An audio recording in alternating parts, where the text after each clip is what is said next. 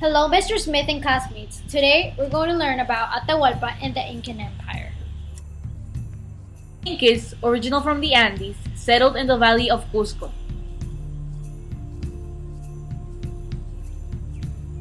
Their ablest ruler, called Pachacuti, united Peru with diplomacy and military force.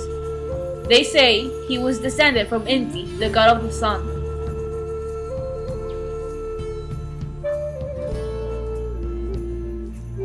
Later, his land was inaugurated by the Land of Four Quarters. The culture of such was so advanced that they had their own language, called Quechua. Families were organized by Ailu, or extended family groups. There would be one chief state in control among up to 1,000 individuals.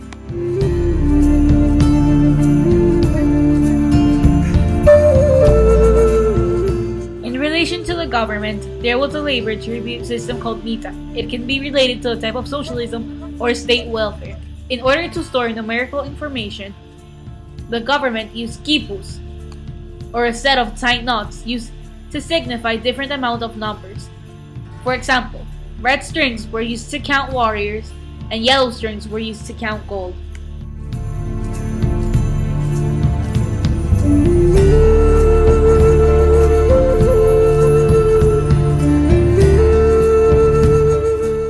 Cusco had beautiful extensive road systems which helped trading and many other things.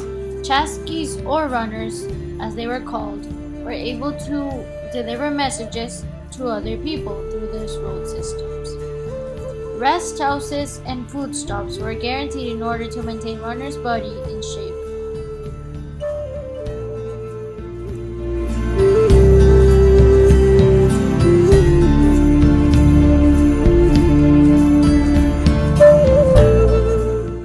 One very important factor which helped accomplish this massive roads was the mass cultivation of potatoes, the Andes' main product.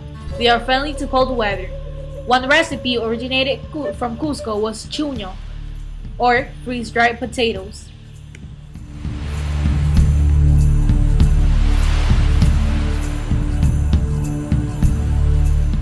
Some historians believe that the Incas also developed elaborate calendar systems, with two types of calendars, one for the night and one for the day.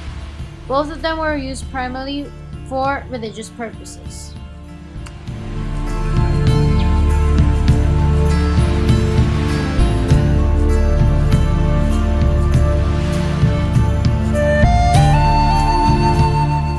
One of the Incas' greatest assets were their religion.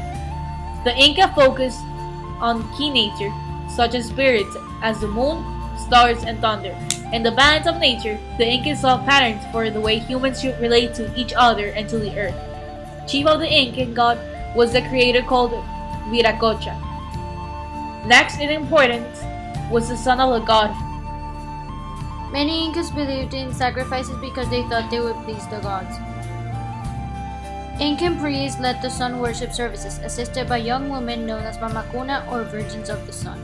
The young women were trained in religious activities as teachers, spinners, weaver, and beer makers.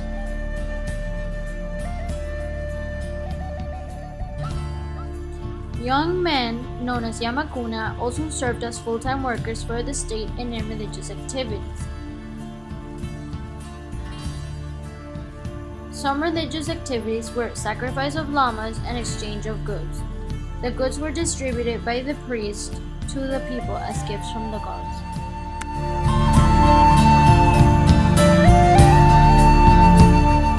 The Temple of the Sun in Cusco was the most sacred of all the Incan shrines. It was heavily decorated in gold, a metal the Inca referred to as sweat of the sun. According to some sources, the temple even had a garden with plants and animals crafted entirely from gold and silver. In fact, gold was a common sight throughout Cusco.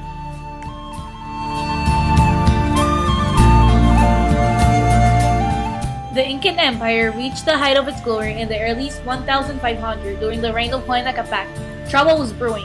However, in the 1520, Huayna Capac undertook a tour of Ecuador, a newly conquered area of the empire. In the city of Quito, he received a gift box. When he opened it, out flew butterflies and moths, considered an evil omen. A few weeks later, While still in Quito, Huayna Capac died of disease, probably smallpox.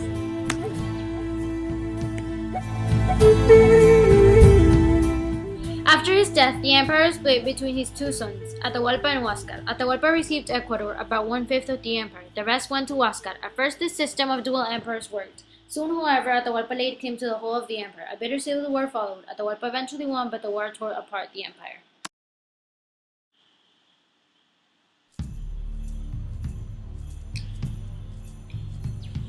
Little did Atahualpa know that invasions were coming in sea in huge ships, and he did not expect to be killed in return.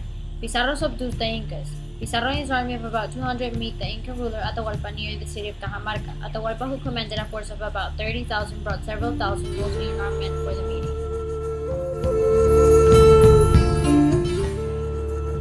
The Spaniards waited in ambush, crossed the whole Incan force, and Francisco Pizarro was finally able to do one thing, which was kidnap the Incan ruler Atahualpa. The Incan people obviously wanted their leader back, but Pizarro just wanted one thing, which was gold. Atahualpa offered to fill a room once with gold and twice with silver in exchange for his release. However, after receiving the ransom, the Spanish strangled the Incan king. Demoralized by their leader's death, the remaining Incan force retreated from Cajamarca. Francisco Pizarro then marched on the Incan capital, Cusco. He captured it without a struggle in 1533.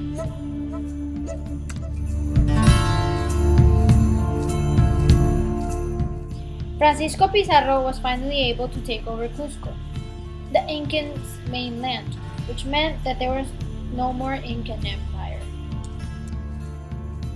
Thank you for your attention. Hope you liked the presentation.